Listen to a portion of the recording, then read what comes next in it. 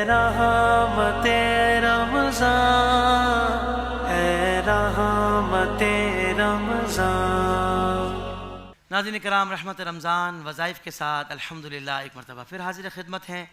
और नबी पाक सल्लल्लाहु अलैहि वसल्लम की जो दुखियारी उम्मत है, ज़ाहिर बात है दुनिया भर में मुसलमान बसते हैं, अहले ईमान बसते हैं और ज़िंदगी के साथ मसाइल भी होते हैं, लेकिन उन मसाइल में सब्र करना यही हमें इस्लाम सिखाता है। हर हाल में शुक्र करना यही हमें इस्लाम सिखाता है।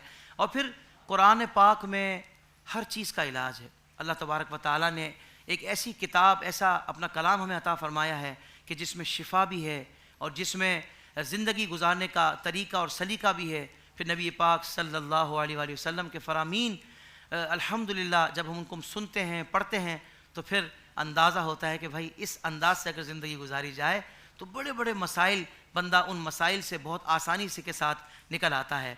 हमारी खुशनसीबी है कि हमारे दरमियान अल्हम्दुलिल्लाह एक अज़ीम रूहानी शख्सियत, मुझे तो हज़रत से बहुत प्यार है, वालिहाना मोहब्बत है और हम बहुत छोटे से थे तब से हज़रत से इक्तिसाब फ़ैज़ कर रहे हैं। जिस मदरसे में हम पढ़ते थे उसी इलाके में 10 रोज़ा मुहर्रमुल हराम की जो मजालिस महाफिल हुआ करती थी, वहाँ भी हज़रत का ख़िताब सुनने के लिए हम जाया करते थे।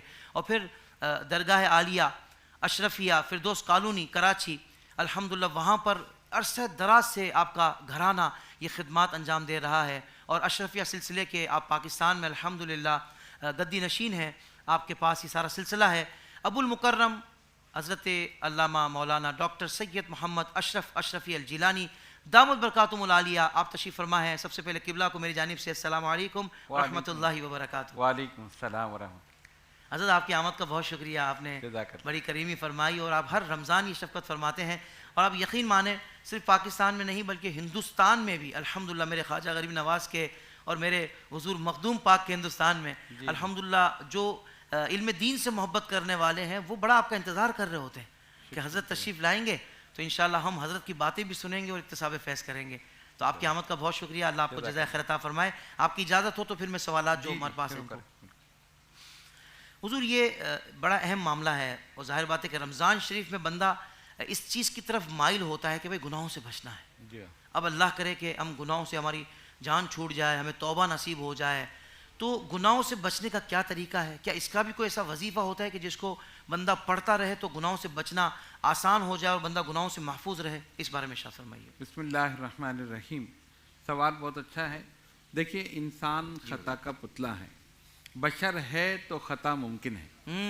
क़स्दन या सहवन, जानबूझकर या भूलकर, हर इंसान से कोई ना कोई खता, कोई ना कोई लग़्ज़िश हो जाती है। अब जहाँ तक इससे बचने का ताल्लुक़ है तो सबसे पहली चीज़ तो ये कि सच्चे दिल के साथ अल्लाह ताला के हुजूर तौबा करे कि मैं आइंदा इस गुनाह से बचूंगा और आइंदा ना करने का अहद करे। दूसरी चीज़ ये कि हदीस शरीफ के मुताबिक इस्तग़फ़ार जो है ये दिलों की पॉलिश है। अल्लाह सरकार ने फरमाया कि इस्तग़फ़ार तुम्हारे दिलों की पॉलिश है। जैसे लोहे पे जंग लग जाते हैं ना, तो दिलों पे भी जंग लगता है। कुरान करीम में अल्लाह तबारक व तआला फरमाता है कल्ला बल राना अला कुलूबिहिम मा कानू यक्सिबून। तो उलमा ने लिखा कि ये रान जो है ना, ये जंग है, ये दिलों पर लगता है, दिल सियाह हो जाते हैं, इंसान गुनाहों की तरफ माइल हो जाता है। तो अगर इस्तग़फ़ार पढ़ी जाए, यानी हर नमाज के बाद एक तस्बीह इस्तग़फ़ार पढ़ ले, अस्तग़फ़िरुल्लाह रब्बी मिन कुल्लि ज़ंबिन व अतूबु इलैह, तो पूरे दिन में 500 मरतबा हो जाएगी और आपको पता भी नहीं चले। और अगर कोई चाहे कि डबल पढ़े तो पूरे दिन में 1000 हो जाएगी। अच्छा, हदीस शरीफ के मुताबिक नबी पाक अलैहिस्सलातु वस्सलाम ने फरमाया मैं खुद दिन में 100 मरतबा इस्तग़फ़ार पढ़ता। अब दरअसल गौर करें कि उनको इस्तग़फ़ार की ज़रूरत है जिनके लब हिलाने से कितने की बख्शिश हो जाए। क्या कहने, ये हमें बताने के लिए, हमें समझाने के लिए कि जब मैं पढ़ रहा हूँ तो तुम पर कितना लाजिम है कि तुम पढ़ो। तो इसीलिए बुजुर्गान दीन ने फरमाया, क्योंकि अहादीस में इसकी अहमियत है, दिलों का जंग दूर करने वाली है, दिलों को पॉलिश करने वाली है।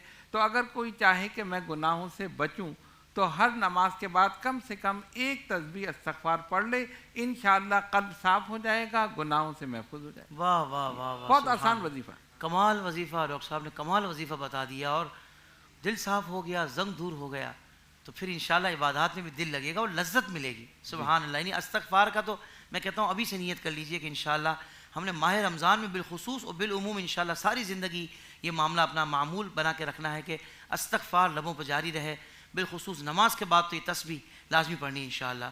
حضرت اگلا میرا سوال تھا کہ کسی افسر کو مہربان اور راضی کرنے کے لیے کوئی وظیفہ ہو۔ اچھا یہ سوال میں کرتے ہوئے یہ ضرور کہہ دوں کہ ظاہر بات ہے کسی ناجائز خواہش کے لیے نہیں، کوئی ناجائز منصب حاصل کرنے کے لیے نہیں، اپنا جائز حق حاصل کرنے کے لیے۔ اب وہ خواہ نہیں مان رہا، اب وہ افسر راضی ہو جائے اور ہماری وہ جو جائز خواہش ہے، جائز حق ہے، وہ ہمیں مل جائے، اس کے لیے بھی کوئی وظیفہ ہو تو ارشاد فرما دیں۔ دیکھیے ناجائز کام کے لیے تو ویسے بھی وظیفہ نہیں پڑھنا چاہیے، واہ واہ واہ، اللہ کا کلام، اور پھر آپ ناجائز کام کے لیے، یہ تو ویسے بھی غلط۔ ہائے ہائے ہائے، ہر جائز کام کے لیے، نیک کام کے لیے آپ پڑھیں، اللہ تعالیٰ اس میں اثر دے۔ اچھا اس میں دو چیزیں ہیں۔ پہلی چیز کیا ہے کہ مسبب الاسباب اللہ تبارک و تعالیٰ کی ذات ہے۔ ہمارے مخدوم سلطان سید اشرف جہانگیر سمنانی جو سلسلہ اشرفیہ کے بانی ہیں، فرماتے ہیں اسباب پہ بھروسہ کرنے کے بجائے مسبب الاسباب پر بھروسہ کرو۔ واہ واہ واہ، سبحان جو اللہ، اسباب پیدا کرنے والا، ہم کہتے ہیں یہ افسر راضی ہو جائے، یہ سیٹ راضی ہو جائے، یہ دوست راضی ہو جائے، فلاں راضی ہو جائے، جیسے سفارش کر دیں، کام ہو جائے، یہ ہو جائے، تو اس کو راضی کرو جس کی رضا پر سب کی رضا موقوف ہے۔ سبحان اللہ، اگر وہ راضی ہو گیا تو پوری کائنات راضی۔ واہ واہ، اب حقیقت یہی ہے نا، اس نقطے کو سمجھا بزرگان دین نے۔ ہم دنیا کو راضی کرتے رہیں اور غوث پاک اللہ کو راضی کرتے، غریب نواز اللہ کو راضی کرتے رہے، مجدد الفسانی، امام ربانی، مخدوم سمنانی، یہ سب رب کو راضی کرتے رہے۔ جب وہ راضی ہو گیا پوری کائنات راضی ہو۔ واہ واہ واہ، تو سبحان اصل چیز تو یہ کہ سب سے پہلے رب کو راضی کرے، اور کس طرح کہ جو اس نے کہا ہے وہ کرے۔ تو وہ اسی لیے بزرگان دین نے کہا تم وہ کرو جو رب چاہتا ہے، پھر رب وہ کرے گا جو تم چاہتے ہو۔ اللہ اکبر، پہلے وہ تو کرو جو رب چاہتا ہے، تو ہم وہ کہاں کرتے ہیں، تو پھر رب کیسے کرے گا جو ہم چاہتے ہیں۔ ہائے ہائے ہائے، یہ ہے نا، تو پہلے ہم اپنے عمل سے ہم اس کو راضی کریں، جب وہ راضی ہو گیا تو سب راضی ہو۔ اچھا اب جہاں تک وظیفے کا تعلق ہے تو قرآن کریم کی ایک آیت ہے فَسَيَكْفِيكَهُمُ اللَّهُ وَهُوَ السَّمِيعُ الْعَلِيمُ، سورہ بقرہ آیت نمبر 137۔ بالکل صحیح۔ یہ ہر نماز کے بعد ایک تسبیح پڑھ لیں، یعنی 100 مرتبہ، اور اول آخر درود شریف 11 مرتبہ، یہ اپنا معمول بنا لیں، انشاءاللہ سب راضی ہو جائیں۔ اچھا اور دوسری بات یہ کہ اگر کسی خاص مقصد کے لیے، جیسے کوئی جج ہے وہ آپ کو تنگ کر رہا ہے، کوئی وکیل آپ کو تنگ کر رہا ہے، یا کوئی افسر جیسے آپ نے کہا کہ بھئی ناجائز طریقے سے آپ کا حق دبا کر بیٹھا ہے، تو اس میں یہ کہ جب آپ اس کے پاس جائیں تو اس کا ورد رکھیں دل ہی دل میں، فَسَيَكْفِيكَهُمُ اللَّهُ وَهُوَ السَّمِيعُ الْعَلِيمُ، یہی پڑھتے ہوئے چلے جائیں، انشاءاللہ راضی ہو جائے۔ سبحان اللہ، اور راضی ہو جائے گا تو کام ہو جائے گا۔ اصل تو اس کی رضا پر موقوف ہے نا، جب وہ راضی ہے تو سب راضی۔ تو اپنے عمل سے بھی یہ کریں اور ساتھ ساتھ وظیفہ بھی پڑھیں، کہ ایسا نہ ہو کہ نمازیں تو آپ نے ترک کر دی اور وظیفہ لے کر آپ جا رہے ہیں، تو پھر کیسے ہوگا۔ تو یہ چیز بھی ذہن میں رکھیں۔ اللہ اکبر۔ اچھا حضرت اس دور کا سب سے بڑا جو مسئلہ جو عمومی طور پر زیادہ تر لوگ یہ جاننا چاہتے ہیں کہ رزق میں برکت، فراوانی اور تنگ دستی دور کرنے کے لیے کوئی وظیفہ، ظاہر بات ہے لوگ اسباب پہ غور نہیں کر رہے ہوتے کہ یار یہ تنگ دستی کیوں آئی ہوئی ہے، رزق میں برکت کیوں نہیں ہو رہی، ہمارے ذرائع کیسے ہیں، یا ہماری عادات اور ہمارے کام میں جھوٹ بولنا، یہ بہت ساری چیزیں، اس پر تو غور بھی نہیں کرتے۔ بہرحال ان کو بھی وظیفہ چاہیے ہوتا ہے رزق میں برکت کے لیے اور فراوانی کے لیے، اور تنگ دستی دور ہو جائے۔ تو میں چاہوں گا اس پر امت کی اصلاح فرما دیجیے۔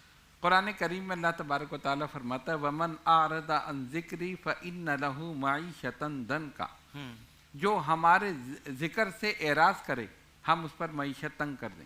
اللہ اکبر۔ تو پہلے تو اپنا جائزہ لیں کہ ہم کیا کر رہے ہیں، کیا ہم نماز پڑھ رہے ہیں، کیا ہم رمضان المبارک کے روزے رکھ رہے ہیں، کیا ہم جو اس کے احکامات ہیں اللہ تبارک و تعالیٰ کے اور رمضان میں جو چیزیں فرض ہیں کیا ہم وہ کر رہے ہیں۔ پہلے اپنے عمل کو درست کریں، اس کے بعد پھر دیکھیں کہ اب برکت کیوں نہیں۔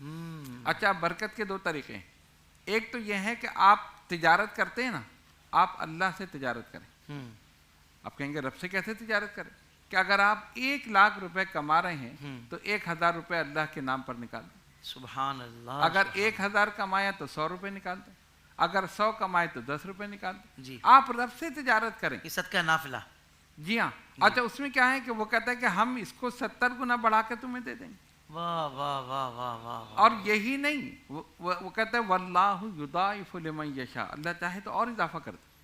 تو ایک تو چیز یہ ہے کہ ہم رب سے اس کے نام پر نکالیں، آپ تھوڑا بہت کچھ بھی نکالیں، صرف خلوص نیت سے یہ اللہ کے نام پر کسی کی مدد کر دی کسی کا وہ، تو اس سے رزق میں برکت. اور جہاں تک وظیفے کا تعلق ہے کہ آپ نے چاہا کہ آپ نے فرمایا کہ لوگ چاہتے ہیں کوئی نہ کوئی وظیفہ ہو، تو اس کے لیے 3 اس میں پاک ہیں اللہ تبارک و تعالیٰ کی، یا رزاق ہو یا فتاح ہو یا باسط ہو. صحیح. یہ 3 اس میں پاک جو ہیں یہ ملا کے پڑھنا ہے.